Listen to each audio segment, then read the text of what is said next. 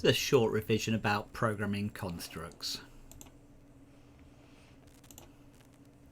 So we're going to look at a few elements that you should already know. You could be asked to look at some code. This bit of code that you may be familiar with already, seeing in previous questions.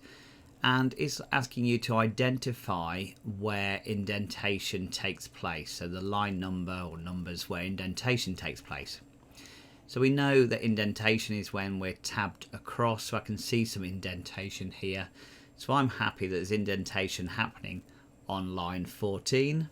I could say indentation is happening from 14 to 17. So for my answer, I'd put 14 in here or 14 to 17. And identifying each one of these is going to gain a mark. And it's just understanding the terminology the exam board use and you identifying where it is in the code. So the next one is iteration. We should be familiar with the term iteration. Iteration means looping round or repeating.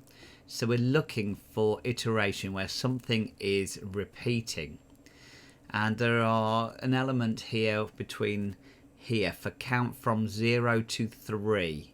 So this is going to iterate round. It's going to loop round 3 times, or 4 times, including 0 to 3. So loop round 4 times.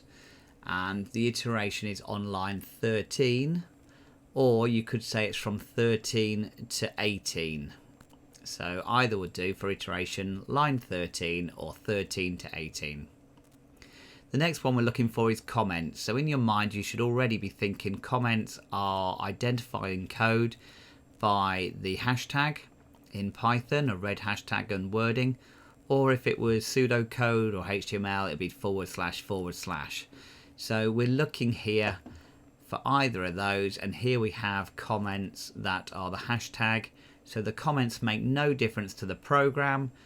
It's just explaining what's going on. We use comments to give people's names, who's written the code, explaining what the code is, any notes we want to add in there.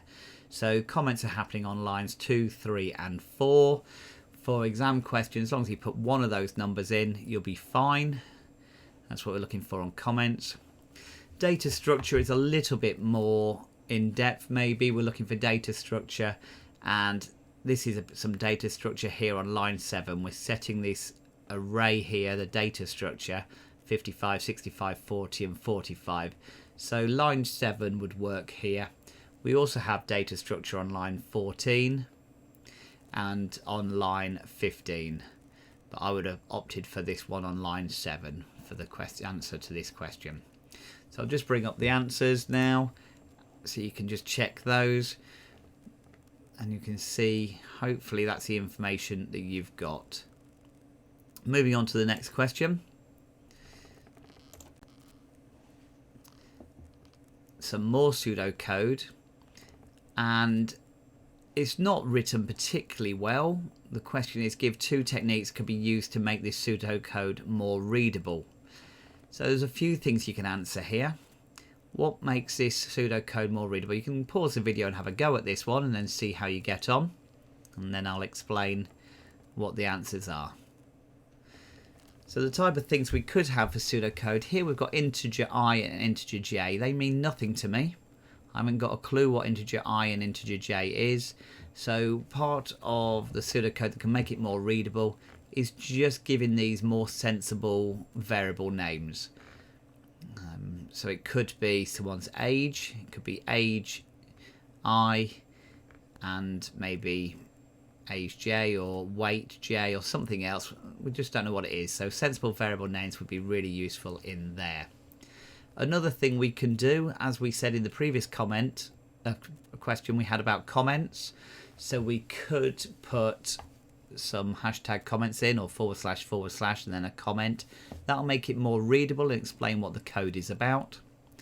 Another feature that we could use in programming is we could separate out part of the code, so we could have some white space or some lines between them just to explain what the different bits of the code are.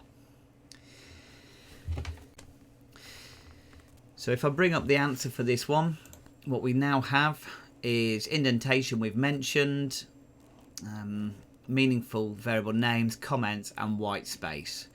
So all that information, the indentation would happen for if this bit, this end if. So this section here could be indented just to show it's part of this if statement. So two fairly easy marks. There's lots of different answers you can get, and you only need to give two answers about how you can make that code more readable.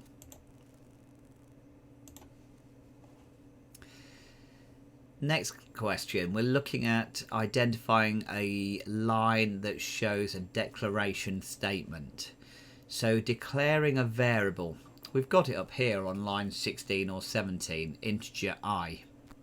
If this was Python code, it could be age equals I, integer, maybe weight equals I. So you're used to seeing it in Python with the equals where you're declaring the variable. In pseudocode it's just integer and then the value, or the variable name and the value. So that's declaring the statement, declaration statement. And then we're looking for the range of line numbers for a conditional statement. So I'm thinking conditional statements. If this was a flowchart, a conditional statement would look like a diamond where you have a choice, where if it's this condition it goes one way, otherwise it carries on through the flowchart. And on that flowchart it'd be an if statement. So if it was this, do that, otherwise do that. So here's the if statement on line 20. We've got an if statement. So that's the answer I would give. But it does say identify the range of line numbers of a conditional statement. So range, we're looking for more than one number here. So our if statement begins on line 20 and it ends on 24. So I would write in here 20 to 24. Having said that, the exam board would give the answer 20 only as a mark. But I think because they've asked for a range, you do need to really give the full range of the line numbers. So then they ask you why programmers use subprograms when they write code, and again you need to have a think about this, and there are lots of reasons. They're only asking for two answers, but lots of reasons why you could use subprograms. And for me, one of the main ones is it's a lot easier to debug your code. If you've got any errors, you can generally find them easier if they're in subprograms, so that'd be a key one for me. And also you can reuse bits of code. You can then tell the program to reuse that bit of code rather than having to write the code out over and over again. So it makes the code more efficient. Another advantage of using subprograms there to reuse the code is it actually makes the executable file smaller, the file size smaller if you're reusing code rather than typing the code over and over again. So let's have a look at the answers that the exam board provide. We've said it's easy to read. Only needs to be written once, reduces the need for copy and paste multiple lines of code and shortens the code, so we've said that. Only needs to be debugged once, easier to find errors, we've said, and reduces the size of the executable file. So all of those reasons are good reasons why we would use subprograms in our code. Let's look at the next question. Again, you can have a go at answering this by pausing the video. It's one I'd hope you'd know. Describe the difference between a global variable and a local variable. So pause the video and have a go at answering that question.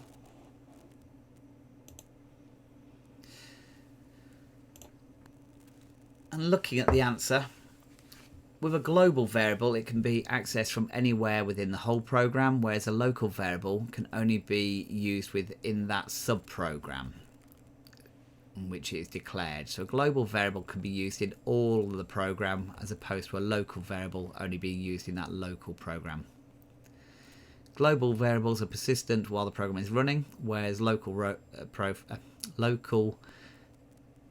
variables are destroyed after each subprogram is run.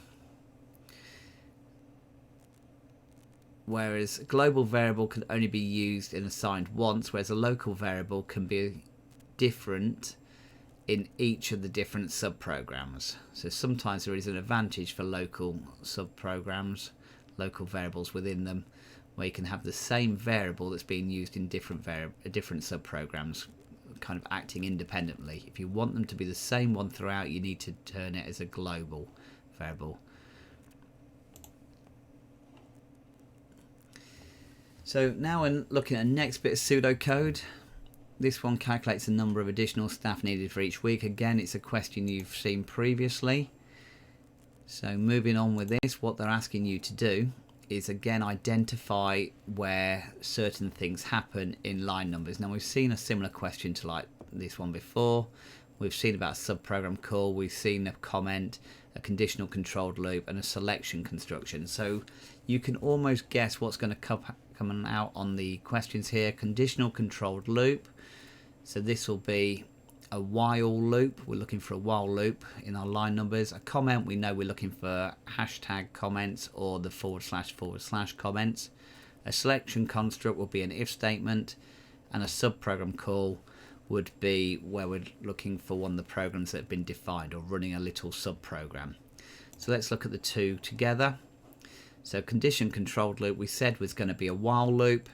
Straight away I can see a while in here, so line 8, and on the end of the while is line 18. So we can either write it either way. We can write 8 or 8 to 18. I think I would probably write, because it's the whole loop, I'd write 8 to 18. The comments, well, I can see 3 comments in this program. I can see line 2 with the hashtag, line 7 and line 20. So any of those answers would have got a mark there.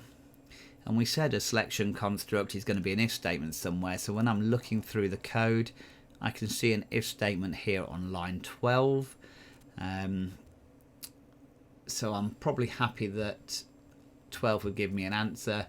I could also look at the whole of the if statement. It starts on line 12 and ends on 17. So my answer could be 12 to 17.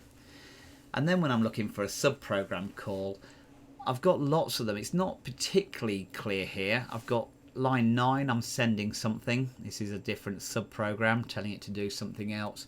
Receiving is a different one. I'm telling it to get something from the keyboard, so that's a different subprogram. Likewise, sending on 14 and on 16. And then I've got a subprogram here for I from 0 to, so the print requirements are a different subprogram. So 21 and 24 are my different subprograms. So that last question was a little bit more tricky, identifying the subprogram call. And we can see where we get the marks for on that question. So hopefully, if a question comes up about programming constructs, you're familiar with the terminology. You just need to be confident that you can identify where they're happening in those individual lines.